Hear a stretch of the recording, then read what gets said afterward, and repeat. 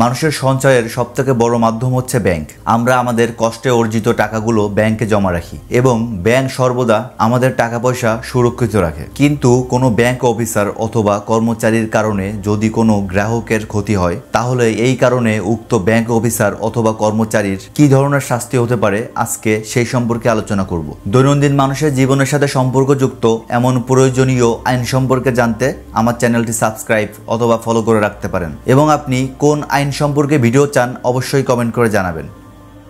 দণ্ডবিধি 1860 সালের 462 এর ক নং ধারায় কোনো ব্যাংক অফিসার অথবা কর্মচারীর অবহেলাজনিত কারণে ক্ষতির শাস্তি সম্পর্কে আলোচনা করা হয়েছে। এখানে বলা হয়েছে, যদি কোনো ব্যক্তি কোনো ব্যাংক অফিসার অথবা কর্মচারী হয়ে ব্যাংক লেনদেনের সময় তার অবহেলামূলক আচরণে কোনো কোম্পানি অথবা কোনো গ্রাহকের সম্পত্তির ক্ষতি করে, তাহলে উক্ত ব্যক্তি অপরাধী হিসেবে গণ্য হবে এবং এই অপরাধের জন্য উক্ত ব্যক্তিকে সর্বোচ্চ 2 বছর পর্যন্ত কারাদণ্ড অথবা অর্থদণ্ড অথবা উভয়দণ্ডে দণ্ডিত করা হবে। তাই আমাদের সর্বদা উচিত ব্যাংক লেনদেনের সময় সচেতনভাবে কার্য সম্পাদন করা। ধন্যবাদ।